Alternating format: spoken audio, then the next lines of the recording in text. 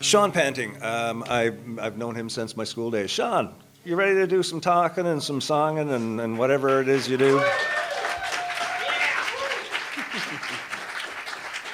Sure, I'm always ready to do some talking. Everybody knows that. I know it's fine. I know it's. Oh, looks like Evelyn left a cable here. Oh my! And it's wrapped around Sean's chair, so I'm not moving it now. No. I'm not moving it. Oh, you got one of those Can I backwards. use your cable? Oh my gosh, that's why I left it there for you. Here, look. Oh, look at that. That's my cable. I'm just going to drop that on the floor. Doesn't even matter. Doesn't even matter. I love how back here. I don't know if it still happens, but does everybody just leave their gear in all the venues, and you just kind of go and use whoever? Oh, that's such and such's drum kit in the corner. Use that. No, that bass amp is such and such. And Well, that's what I do. on? That's what you do. Sure. But I'm from an old school sensibility, you know. I always love that about Newfoundland. You can put a band together and find gear in a bar at 2 o'clock in the morning. It's just wonderful. Well, you know, who wants a bass amp in their house? Not even the bass player wants the bass amp in their house. Especially with the stairs here, right? Third no, floor? man. No, Yuck. that ain't gonna happen. How are you, my love?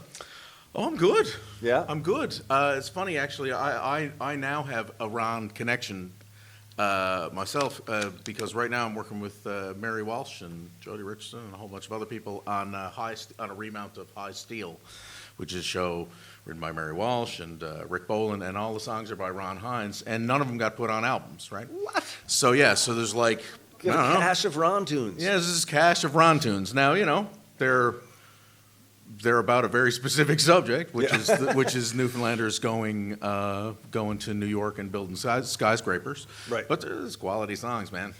It is quality Is that songs. well, For the USA that he recorded on Stealing Genius? Was that be part of that?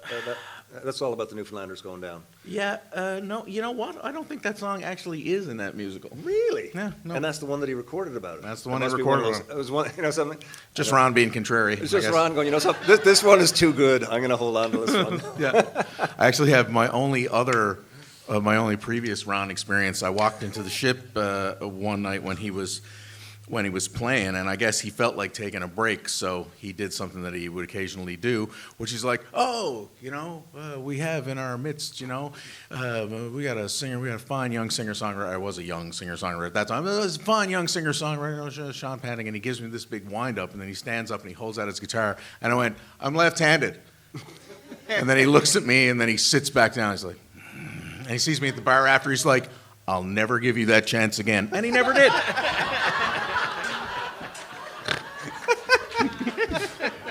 And that was my previous Ron story. Now I have a better one about being in his musical. That's awesome. Yeah. And how's it working with Jody Mary?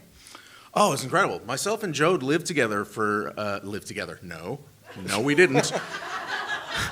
We've fact-checked that. No.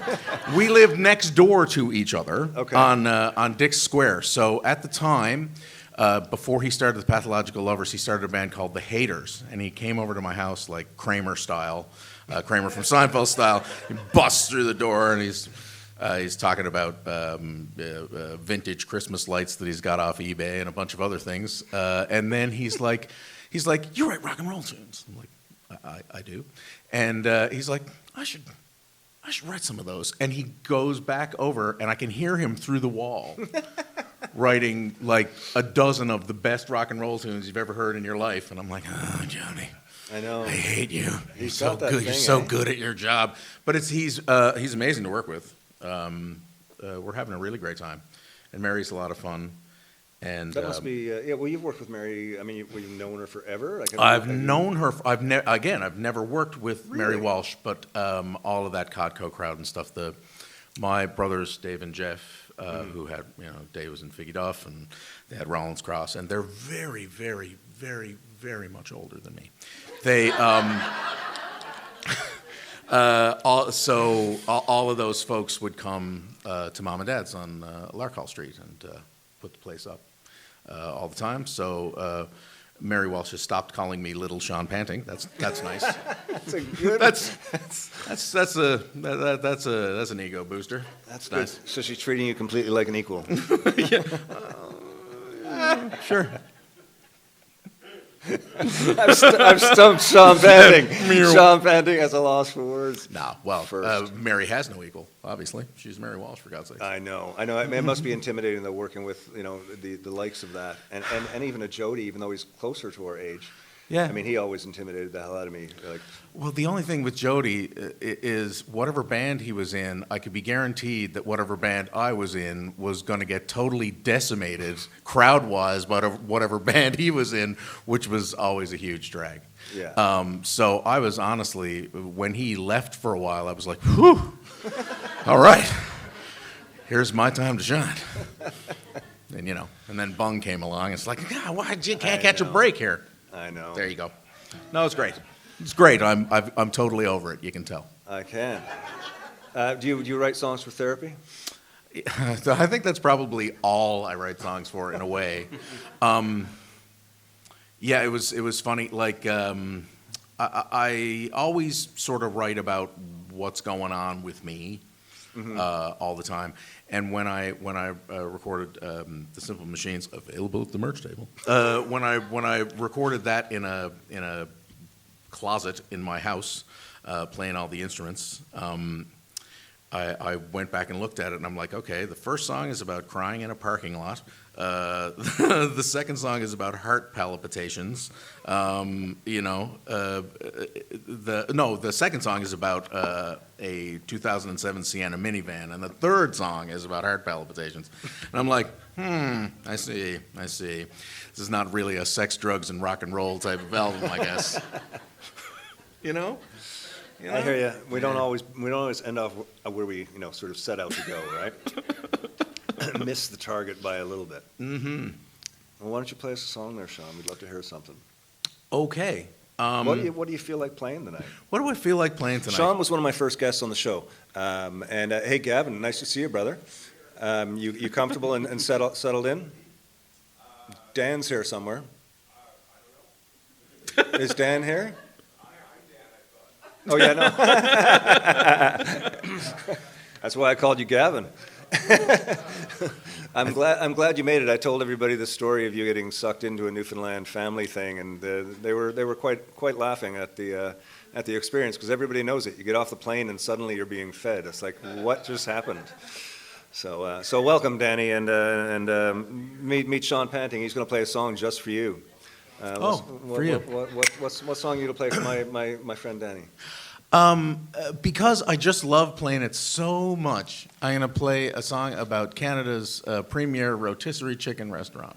And you know what? Like, I was playing one night and I did that intro because I just think, that's what it is. That's what the song is. You want to know what the song is? That's what it is. It's, the Canada's premier rotisserie chicken restaurant. And somebody goes, Saint Hubert, and I was like, I was surprised at how viscerally angry I became. Saint Hubert? Good God. Also, Saint Hubert is creepy because their mascot is a chicken that eats other chickens. Discuss. The song is way shorter than the intro. So this is Swiss Chalet.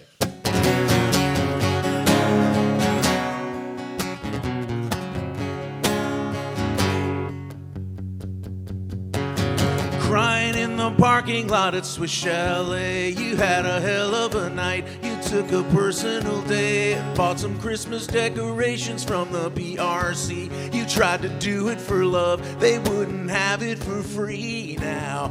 All the worker bees sense the emergency coming at you like the end of days. Any second it's on, it's a reckoning. You don't get to say what you came to say. We can only watch as you run away.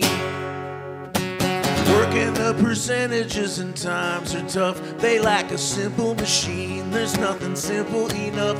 You get a view of the wreckage from your corner desk. They found a way to your heart through a hole in your chest now. All the worker bees sense the emergency coming at you like the end of days. Any second it's on, it's a reckoning. You don't get to say what you came to say. We can only watch as you run away. What you came to say, and we can only watch as you run away. Crying in the parking lot at Swiss Chalet. Crying in the parking lot at Swiss Chalet. Crying in the parking lot at Swiss Chalet. Crying in the parking lot at Swiss Chalet. Hey, you don't get to say what you came to say. We can only watch as you run away. Ooh, what you came to say. We can only watch as you run away. Thank you.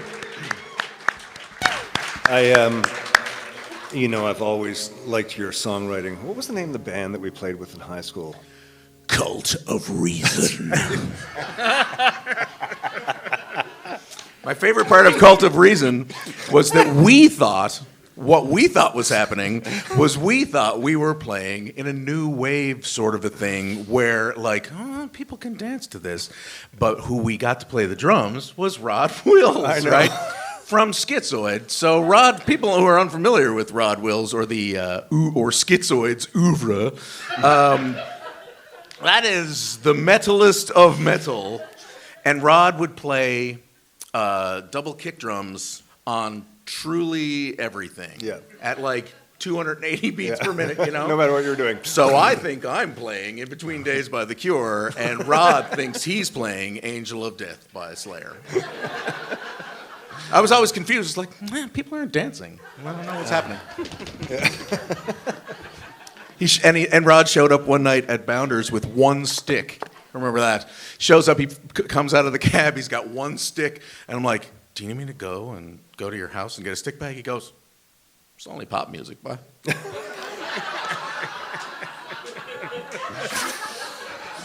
So that was us, and God bless him. God bless him, and Bob Earl, who's like Bob Earl, yeah, a super musical genius, perfect pitch guy.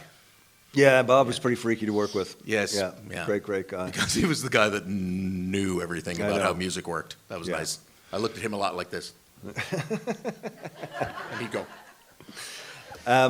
So you got you got a new record coming out. I know you said you're busy working on this musical, but you got any personal stuff that you've got in the can? Or? I've spent a bunch of time in my music closet. I stopped calling it a studio. Well, it started out actually as a sheet, and then sort of gradually I built a wall, and then I built another wall, and then I built another wall, and I came up with basically a soundproof closet where, I could hide from my family and do these things. And that's what we all want. That's it. And so I've spent a bunch of time in my in my music closet, playing all the stuff again and making like a little 5-song EP. But I'm not gonna play any of those songs because I don't know how. And I'm writing a bunch, and I'm writing 5 more songs to go with our good pal Don Ellis, and play a great big loud rock. Excellent. Yeah. That'll be cool. I love your songs, but I also love it when I can't hear what you're saying because the guitar is so loud and noisy. The guitar is loud. My longtime bandmate Chris Batstone referred to it as the vacuum cleaner. And it's funny, right? I'd go through this period where I'd like buy a different amp, and I'd get a different amp, and I'd have different pedals, and I'd have all this different stuff, and I'd turn it on, and Chris would go, it's just the vacuum cleaner again. You needn't have gone to the trouble, So what are you gonna play for us as a second song there? That is a fabulous question. Oh, that's gross. What happens? These old guitars in churches. Again, I'm reminded I'm in church. Again, sorry, audience. Wow, and this is so. I get so distracted, I started doing this thing as just playing tunes, and then I brought the band around, and we did that, and then I started phoning people on the show. You know, we did this for a long time during COVID, and there was some nights where it was like, I'm going to call Brian Finley and put him on speakerphone, which led into having guests and stuff. And now this is a whole new thing again. I mean, I've done these out a couple times, and they're great, but to be doing it back here is weird, so I forgot about you all for a minute. And I'm glad you stuck around. Sean, what are you going to play for us now? What am I going to play for you? Now that I've mentioned Jody Richardson and living on Dick's Square, I'm going to play a song called Rock and Roll Neighbor. Rock and Roll Neighbor is about a bunch of things. Songs tend to happen like that. You know, you're writing a song about one thing and other stuff creeps in. I had basically two rock and roll neighbors. So my rock and roll neighbor that I liked was Jody Richardson, who was a great neighbor and, you know, rock and roll, etc. And then behind us was one of those neighbors where, like, if he's listening to, I don't want to say Nickelback because it's cheap, but I mean, that's what he listened to. And he would, you know, the people that put the speakers in the window and turn them out to face you. Yeah, I know. So that you can appreciate, you know, what they're listening to. So we had one of those guys, and we used to refer to him as Rock and Roll Man. Anyway, but this ends up being a song that's about all of that stuff and none of that stuff, and our life living on Dick's Square. Just before our second child was born, we had to move out of Dick's Square because it was too small. Oh, that always sucks, eh? It truly, truly does. Where are you now, up at the airport? No. No. I'm just off Leslie Street. Still, you know, within spitting distance of downtown. You're on the cusp, yeah. I'm on the cusp, and nobody pees on the front of my house on Fridays. True. That's not bad, yeah. It's a win-win. You know, you win some, you know. That's a it shame. all evens out. That's right. I haven't found anybody passed out in my flower bed in, like, I don't know, 10 years. So Fuck, that's all right. yeah, it's good. I mean, you know, there's nobody. You could take their wallet or whatever, but otherwise, I don't know what I'm talking about. This is called Welcome to Whiskey Wednesday. Yes, right. Once again, the whole run up to the song is way longer than the song, so don't worry about it.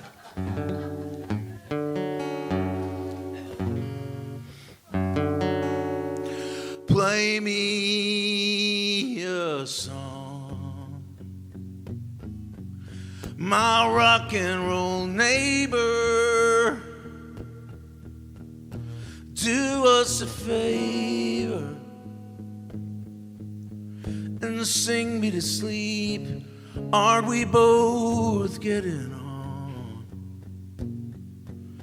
for this kind of behavior? Would I still be alive if I'd stuck to my plan? All the places I knew like the back of my hand, haunting like specters, hiding like spies. We do or die.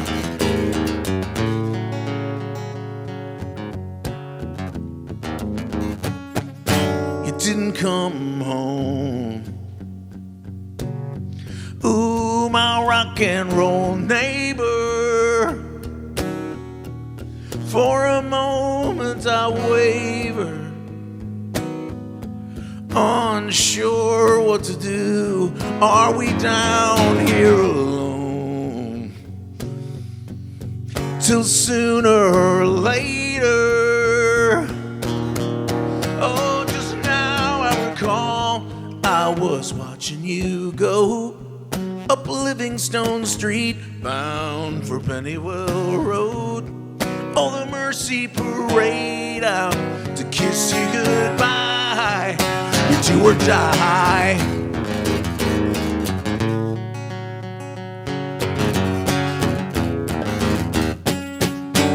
And it's 4 walls in the kitchen, walls of the nursery. 3, the number you count on, however long that may be.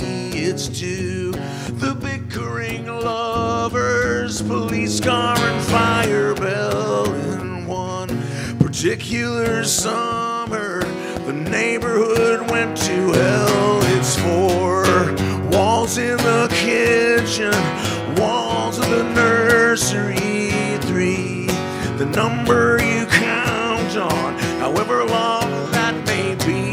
It's to the bickering lovers, police car and fire bell. In one particular summer, the neighborhood went to hell. Oh, my neighborhood went to hell. Ooh, my rock and roll neighbor. Thanks. Sean Panting, ladies and gentlemen. Man, I love you so much. It's amazing to see you again. It's great to see you too, absolutely. All right. And I got Friday off, so we'll have to have a drink or a coffee or something and have so an I